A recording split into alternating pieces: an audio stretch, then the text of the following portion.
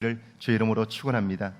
2019년 추수감사절 개인적으로, 가정적으로, 그리고 교회적으로 받은 은혜가 얼마나 많은지 모릅니다. 제가 추수감사절이 되면 꼭 하는 일이 하나 있습니다.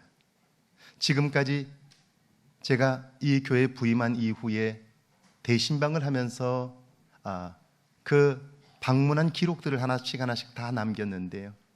추수감사주일이 되면 제가 그 카드를 하나씩 확인해요. 거기에는 기도의 제목들이 이렇게 남겨져 있는데요. 하나씩 제가 체크를 해봐요. 이 가정에 기도했던 일들이 어떻게 되었나 확인해 보는데요. 올해도 어김없이 기도했던 제목들이 거의 다 이루어졌어요.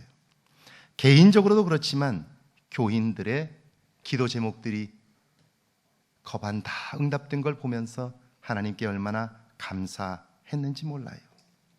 정말 한 가지씩을 제가 거론한다면 정말 너무 많아서 시간이 부족할 정도이지요. 정말 큰 은혜를 받았고 그것으로 인하여 모두가 함께 기뻐했어요. 그렇다면 우리가 받은 은혜가 그렇게 크고 놀랍다면, 그렇다면 오늘 우리의 신앙 생활이 즐겁고 활력이 넘쳐야 하지 않을까요? 우리 한 사람 마음속에 기쁨이 충만해야 하지 않을까요? 그런데 그러지 못한 것이 사실이에요. 은혜는 정말 많이 받았는데, 그런데 오늘 우리의 마음속에 그 받은 은혜로 인한 기쁨은 크지 않다는 거예요. 왜 그럴까 하는 거예요. 사도 바울은 고린도 교회 성도들을 문안하면서 이렇게 말씀해요. 그리스도 예수 안에서 너희에게 주신 하나님의 은혜로 말미암아, 이렇게 이야기를 합니다. 이 말은 너희들은 하나님의 은혜를 받았다, 그런 말이죠. 이때 은혜라는 말이 카리스인데요. 카리스는 하나님이 불쌍히 여기는 마음을 가지셨고 친절하게 그 마음을 우리에게 행하셨다 하는 거예요. 그러니까 우리가 은혜를 받았다는 말은 우리가 그 은혜를 받을 만한 자격이나 무슨 준비가 되어서 하나님이 은혜를 주신 것이 아니라 하나님이 우리 한 사람을 불쌍히 여기셔서, 그리고 안타깝게 여기셔서 하나님이 우리에게 은혜를 주시고 친절하게 우리에게 도움을 주셨다, 그런 말입니다. 이런 은혜에 관한 말씀이 성경에는 아주 너무나 도처에 많이 기록되어 있는데요. 우리가 아는 애굽에서 고생하던 이스라엘 백성들이 나올 수 있게 된 그 출발점을 출애굽기 3장 7절은 이렇게 말씀해요. 하나님께서 내가 애굽에 있는 백성의 고통을 보고 그들의 부르짖음을 듣고 그 근심을 알았다 하는 거예요. 여러분, 그들이 자기들의 능력이나 재주로 은혜를 받은 것이 아니에요. 하나님이 그들을 볼 때에 그들의 고통을 보셨어요. 그들이 그래서 신음하며 부르짖는 소리를 들으셨고요, 그들이 얼마나 근심하고 있는지를 하나님이 아셨어요. 그래서 그들에게 은혜를, 카리스를 주신 거죠. 바벨론의 포로로 잡혀간 이스라엘 백성들을 다시 고국으로 돌아오게 할 때에도 하나님은 그들에게 이사야를 통하여 이렇게 말씀하여 내가 내 기도를 들었고 내 눈물을 보았노라. 여러분, 히스기야 왕의 기도 역시 그렇죠. 이제 너는 죽고 살지 못한다 라고 말할 때 히스기야는 간절히 울며 하나님께 도움을 구하죠. 하나님께서 그 말씀을 하시고 나서 그가 울며 도움을 요청할 때 이사야를 보내서 그에게 말씀해요. 내가 내 기도를 들었다. 내 생명을 15년 더 연장해 주겠다. 그렇게 말씀해요. 예수님은 이 하나님의 은혜를 이렇게 말씀하죠. 너희가 악한 자라도 좋은 것으로 자식에게 줄 줄 알거든 하물며 하늘에 계신 아버지께서 너희에게 좋은 것을 주지 않겠느냐라고 말씀해요. 여러분, 이 하나님이 계시기 때문에 우리에게는 소망이 있고요, 그리고 그 하나님으로부터 이 안에 우리는 너무나 많은 카리스, 은혜를 받은 거죠. 그런데 여러분, 이 은혜에는 약점이 하나 있어요. 그게 뭐냐면 우리가 10,000가지 은혜를 받았다 할지라도 그 은혜는 기억하지 않으면 쉽게 잊혀진다는 거예요. 너무나 놀랍고 큰 은혜를 받았다 할지라도 시간이 지나면 우리가 기억하려고 의식적으로 노력하지 않으면 그 은혜는 쉬 사라져버리고 마는 거예요. 제가 아이들을 키워보니까요, 사람이란 누구인가를 알겠어요. 사람은 은혜를 은혜로 받지 못하는 존재, 그리고 은혜를 소중하게 여기질 않아요. 제가 외출을 하고 돌아오면 아이들에게 수비니어, 선물을 하나씩 사가지고 와요. 나름대로는 좋은 걸 사가지고 와요. 그리고 아이들에게 하나씩 선물을 줘요. 여러분, 선물이니까 그냥 받는 거잖아요. 자기들이 무슨 노력한 거 아니잖아요. 그러면 고맙습니다 하면 좋잖아요. 그런데 가져다 주면요, 받은 아이가 언니 것이 더 좋아 보인다고요. 그리고 언니 걸 달라고 그래요. 그리고는 언니가 안 주면 그 물건을 집어 던져요. 그래서요, 선물로 받아놓고도요, 그 선물을 발로 차고, 그래서 자기도 기분 나쁘고, 안 준 언니도 기분 나쁘고, 보는 엄마도 안 좋고, 준 사람은 더 속상하고, 이렇게 만드는 게 사람이에요. 은혜는 기억하지 않으면, 은혜는 마음에 담고 의식하지 않으면 여러분 너무나 쉽게 소멸되고 마는 거예요. 그래서 찬송가 429장을 보면 받은 복을 세어보라, 그렇게 말하는 거예요. 받은 복을 세어보라. 이게 첫 번째 은혜의 약점이에요. 기억하지 않으면 은혜는 우리의 삶에 아무런 능력을 발휘하지 못하는 거예요. 10,000가지 은혜를 주어도 그래요. 그뿐 아니라 오늘 우리가 은혜가 무엇인가를 잘 몰라요. 무엇이 은혜인지를 잘 알지 못해요. 일본의 내셔널을 위대한 기업으로 만든 마시다 고노스케 회장, 그는 신입 사원들과의 대화에서 자신의 성공 비결을 이렇게 말합니다. 나는 하나님께로부터 특별한 은혜 3가지를 받았다는 거예요. 특별한 은혜를 하나님께로부터 3가지 받았는데 그게 내 성공 비결이라는 거예요. 신입사원들이 그게 뭘까? 관심을 가지고 귀를 쫑긋 세웠어요. 그는 말합니다. 첫째, 내가 가난하게 태어난 것. 두 번째, 내가 약골이어서 늘 병치레를 했던 것. 세 번째, 많이 배우지 못한 것. 이게 하나님이 내게 특별하게 주신 은혜라는 거예요. 그 이야기를 들은 신입사원들이 반문해요. 아니, 그게 저주이지, 그게 어떻게 축복이고 그게 어떻게 은혜입니까?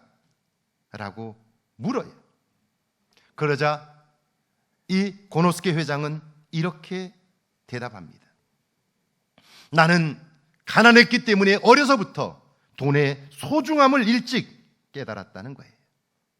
몸이 약했기 때문에 건강의 소중함을 깨달았고, 나는 내 건강을 유지하기 위하여 끊임없이 운동하는 것을 멈추지 않았다는 거예요.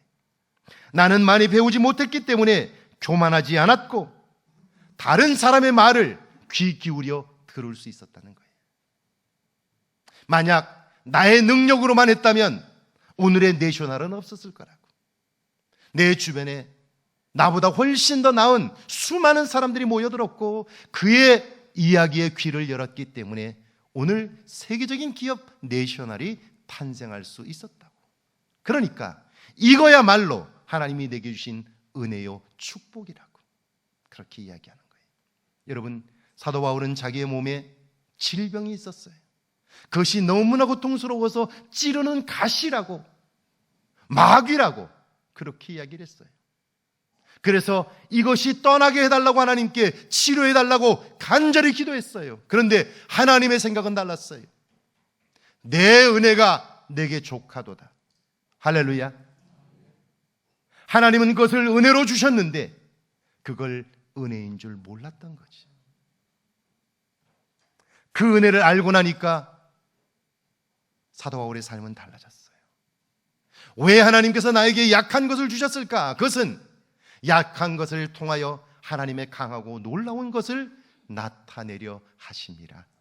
할렐루야. 여러분, 이 한 해 여러분이 받은 은혜는 무엇입니까? 여러분은 받은 은혜를 기억하고 있습니까? 그리고 여러분이 알지 못하는 은혜는 없습니까? 은혜는 기억하지 않으면 쉬 사라져 버려요. 그리고 만 가지 은혜를 받았다 할지라도 그것이 우리의 삶에 아무런 영향을 줄 수 없게 되는 거지.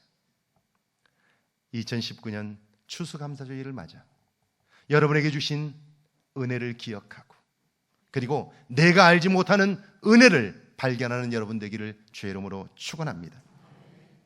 오늘 본문에 보니까 그렇다면 어떻게 은혜를 기억할 수 있을까? 우리가 이것에 관심해야 되는데 4절에 보니까 내가 너희를 위하여 항상 하나님께 감사하노니 이렇게 기록되어 있어요. 은혜는 아무리 많이 받아도 사람들은 쉽게 잊어버려요. 그리고 은혜가 무엇인지를 몰라요. 그러므로 은혜를 기억하는 일이 중요하고요, 내가 받은 은혜가 무엇인가를 아는 일이 참 중요한데요. 그런데 이 은혜라는 말, 이 카리스라는 말의 또 다른 의미는 기쁘게 만들다, 기쁨을 유발한다 라고 하는 뜻이에요. 그런데요, 이 감사하다는 단어 유카리스테오라고 하는데요, 이 감사하다는 단어의 가장 한복판에, 중심에 카리스, 은혜라는 말이 담겨 있어요. 그러니까 감사가 뭐냐면, 감사란 은혜를 기억하고 표현할 때 내 안에 나타나는 고백과 감동이 감사라는 거예요. 그러니까 우리가 감사하게 될 때 우리는 우리가 받은 은혜를 알게 되고, 감사하게 될 때 우리가 받은 은혜가 우리 안에 기쁨을 만들어 낸다 하는 거예요.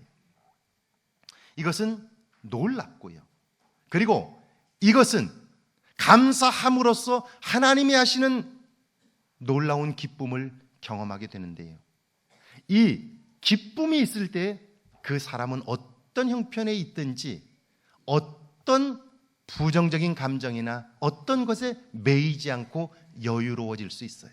그래서 사람들에게 저 사람은 달라라는 말을 듣게 되는 거예요. 자, 감사의 사람 에이브러함 링컨에 관한 이야기입니다. 링컨은 공화당의 대통령 후보였고요, 그 반대편 민주당 대통령 후보였던 스티븐 더글라스는요 끊임없이 링컨을 공격하기 시작해요. 그런데 링컨에 관하여 공격할 것들이 너무 많죠. 왜냐하면 그는 많이 배우지도 못했고, 그리고 얼굴이 못생겼고, 그리고 학교를 초등학교 또 제대로 못 다녔으니까요, 배경이 전혀 없어요. 정치적인 지지 그룹도 없어요. 그러니까 마음껏 비난하는 거예요. 스티븐 더글라스가 링컨을 향해서, 특별히 노예 문제를 두고 망설이는 링컨을 향해서 아주 직선적으로 비난을 합니다. 저는 이중인격자입니다. 앞에서는 이 말하고 저 뒤에서는 저 말하고 두 얼굴을 가진 존재입니다 라고 말해요. 여러분, 링컨은 그런 사람이 아니죠. 진실한 사람이에요. 지금까지도 그의 리더십은 전 세계 사람들에게 감동을 주고 있는데, 그의 리더십 중심에는 진실함과 그의 하나님에 대한 신앙이 있어요. 이게 그의 본래 모습이에요. 그런데 정치적으로 자기의 정적이라고 그렇게 비난을 하는 거예요. 여러분 같으면 어떻겠어요? 나의 인격을 모독하고 있어요. 사실도 아닌 일을 비난하고요, 그 많은 사람들 앞에서 이중인격자라고, 두 얼굴을 가진 존재라고 그렇게 비난을 하는 거예요. 여러분 같으면 어떻게 하시겠습니까? 그 공격을 받은 링컨이 단상에 서서 이렇게 말합니다. 더글라스 씨의 말은 사실입니다. 그런데 여러분, 제가 만약 두 얼굴을 가졌다면 이 중요한 자리에 이 못생긴 얼굴을 가지고 나타났겠습니까? 이렇게 말해요. 좀 더 좋은 얼굴을 가지고 나타나지, 이 중요한 자리에, 표를 얻어야 하는 이 중요한 자리에 제가 이 못생긴 얼굴을 가지고 나왔겠습니까? 그랬더니 거기에 있는 사람들이 모두 다 웃어요. 여러분, 얼굴이 굳어지고 감정적으로 반응했더라면 사람들의 마음을 얻을 수 없었을 거예요. 그런데 인격적 비난을 받았지만 그가 여유롭게 대응함으로써 수많은 사람들을 얻을 수 있었다 하는 거예요. 여러분, 감사하지 않고 오늘 지금 내 삶에 만족할 수 있는 방법이 있을까요? 오늘 내 삶에 만족하지 않고 행복하게 살아갈 사람이 있을까요? 그러니까요, 감사하지 않고는 결코 만족한 삶을 살 수 없고요, 만족하지 못하며 행복하게 살 사람은 없는 거예요. 어떻게 여러분 감사하며 행복하게 살 수 있을까요?